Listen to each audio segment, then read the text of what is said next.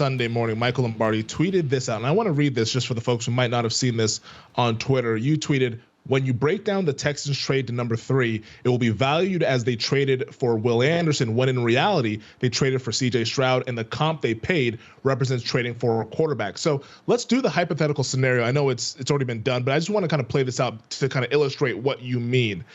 The Texans gave up number 12 this year. They gave up the 33rd pick this year as well, so their second rounder, and then a first-round pick and a third-round pick in 2024. That first-round pick is their own. It is not the one that they got in the Deshaun Watson deal. It is their own first-round pick for next season. So let's which play. Is significant. Okay, that's it is very significant significant because based on the breakdown of the trade, okay, future picks are discounted by 10%. And so we're going to call what Arizona received a mid-first round pick, when in reality, that could be a top 10 pick, which is even going to enhance this even more. So even this right here isn't even, this is probably the minimal of what they're going to pay. It could be more in terms of point value. So if they had taken Will Anderson number 2, what do you think would have happened at 3? Because you talk about how they boxed those teams out, and maybe that, I guess, decreased the amount of picks that they would have to give up, or the value of said draft picks. Would this have had to have been 3 number 1s to go up from 12 to 3 if Stroud was still on the board? No, I think they paid as if Stroud was at 3. That's my point of the whole conversation. Okay. They just overbid. I don't think Tennessee was ever going to pay this, nor do I don't even know if Tennessee was in it. There might have been some other teams in it from 3 to 7, but this blew anybody else out of the water. So what I'm saying to everybody is, from a mindset of a general manager, is basically you paid this for the quarterback. You paid quarterback value, right? You paid quarterback value, and you put your chips at the middle of the table.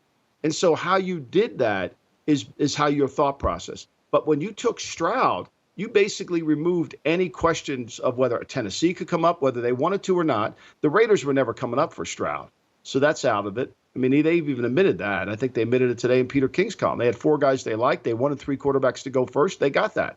So, I'm allowed to say that because it was in Peter King's column. So anyway, that wasn't the dinner side chat. Yeah, I won't get in trouble at home now. I mean, he won't let Sienna talk to me for like 4 days if something gets out, and that'll break my heart. But anyway, so, you just have to understand it. You got to be able to, this is, to me, you only do this when you have conviction of the quarterback. And again, I'm not criticizing what he paid. He overpaid, and if Stroud's great, it's great. He doesn't have to have Anderson be great for this to work. He needs Stroud to be great for this to be great. So you don't think that Anderson is, let's say Anderson ends up being like just an average pass rusher, we're not going to look back on this and say, oh my God, they messed that up. The media will look back that way. I won't. I'll say, to me, this was always about Stroud. It was always about getting the quarterback and how he manipulated. See, the draft has there's ways to manipulate the draft, and unless you've been in the room, you don't really understand it.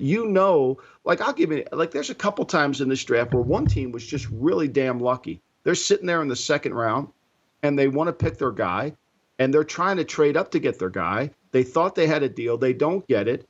And the team behind them traded up. The team well behind them traded up right behind them to get the same guy they wanted. So they got lucky. They got their guy. Then in the third round, they waited it out, and they got another guy, and the team was trying to trade above them to get the guy they ended up picking. Sometimes it's just lucky. Sometimes when you're trying to trade up, you can't get up there. Teams decide to change it. I mean, we saw it today when in that same column. I mean, they were trying to trade up to get Michael Mayer, the Raiders, in the first round. They thought they had a deal with Kansas City. It fell through. They ended up making a deal they thought they had a deal with Detroit. That fell through, and then they got another deal, and they picked them. So, there's a lot of manipulation, and sometimes you're trying to trade up to try to freeze the pick, to make them have to not let somebody else get involved in that pick. You follow me? Yeah, you're trying to trade up. I'm trying to go to 3. I really don't want 3, but I just want to be on the conversation with 3 to tie them up, to see if that maybe somebody doesn't get in there and somebody walks away, and then you go, and then maybe you do it. It's what we call freezing the pick. You're trying to freeze the pick. You're trying to say, okay, I'm calling up there. Let's just keep them on the phone, keep them engaged. And when we had 15 minutes in the first round, it was harder to keep them engaged. You had to shit or get off the pot, right? But now with 10 minutes, you got a better chance. Okay, well, now we won't do, let me call you right back. And then they're waiting for you to call back. We're in this, but we'll wait for you to call back. I will push back and disagree with you on the fact that if Anderson doesn't work out, there's not going to be. Give me Femi Twitter. Come on, give me Femi. Because here's where I'm not with you is that Stroud, his success is independent of Will Anderson. And when they picked Stroud at number 2, they didn't have to go up and get Will Anderson at number 3. They could have just let that go by. No, because we know this. We know this. We do know that those were the words that came out. They weren't picking a quarterback. Just weren't. I mean, Schefter reported it. I reported it. Everybody knew it. I think what happened in Houston was the owner said, "Look, fellas, I want a quarterback. You figure it out." Mm-hmm. And so I think what Nick did was solve the problem. I think Nick said, "Okay, what quarterback could we take? Which one do we want? And here are the 2 players." I think there was a mandate, and I think he wanted Anderson. I think that's what he wanted, because here's the reality. We've known this. Think about this. All through the draft process, Houston, there was nothing that was revealing in terms of what player they liked. What came out was they weren't in love with the quarterbacks, and that was factual. And then all of a sudden they fell back in love with Stroud. Okay, everybody has a right to fall in and out of love. The reality here is that I think what he did was manage the situation. If he couldn't get up to 3, he satisfied his owner by getting Stroud. Okay? Yeah. But by overpaying for 3, he satisfied himself. But that's my argument, is that he didn't have to get what he wanted. I mean, he's not. Yeah, he did. He wouldn't be the first GM to not get what he wanted. Yeah, but he would have felt like, okay, I passed up a chance to get a defensive end for a head coach who needs an OE end. And that's the guy that we can build a defense around.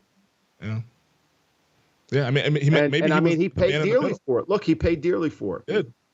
He paid dearly for it. But again, this is all about Stroud. You might think it's about Stroud. If Stroud's good, then this trade, nobody went back to what the Texans paid for Watson originally. Nobody's gone back to what the Chiefs paid for Mahomes. Nobody's gone back to what Buffalo paid for Allen. It's all worth it based on what they played like. Again, it's how they play. It's not where we pick them. So when you're giving up picks, I mean, is Justin Fields going to be worth 2 number 1s? You're going to get your white hair on and you're going to get your robes on and have to defend this now. Was he worth the trade up? Yeah. I mean, the games will be played this fall. We're going to find out. But I guess the games have been played for 2 years. I know you've ignored those, but that's okay. All right. Well, yeah, that the data sample size was corrupt. Now we have an actual. He doesn't have players around them. He doesn't have any players around them. See, you're learning. Yeah. But I guess I'm with you on the point to where they made the deal to try to satisfy both parties, McNair and then also D'Amico Ryans. My point is just that if Stroud is good and they didn't get Will Anderson, the team could still be good. Now they would have had to try to find another pass rusher. Maybe Caserio and Ryans were just absolutely in love with Will Anderson and think he's going to be that next dominant edge player. But if Stroud is good, that's where this thing really takes off. They didn't have to go up and get 3. They had to do it to satisfy both parties, but they didn't have to do it in order to be successful, I guess is what I'm saying. Yeah, I mean, look, I think, no, they could have stayed. I mean, he could have stayed still, but if he stays at 12, there's some talk that they were going to pick Meyer at 12. I don't know if that's true or not, but there was some conversation about that. So if he ends up with Michael Mayer and CJ Stroud in the first round, that doesn't look as good as having Will Anderson and CJ Stroud, especially if you're a defensive head coach. Yeah. No, on paper, I think it looks really good with Stroud and Anderson now in the fold in Houston. I was looking at their win total. It's 5.5 at the Westgate here in Las Vegas. So it could be an interesting team that's a little bit better than people think with the roster that they put together. Thanks for watching the GM Shuffle with Michael Lombardi. And for more videos like this, make sure to subscribe to VSiN Live and the GM Shuffle podcast with Michael Lombardi, presented by DraftKings and VSiN, wherever you get your podcasts.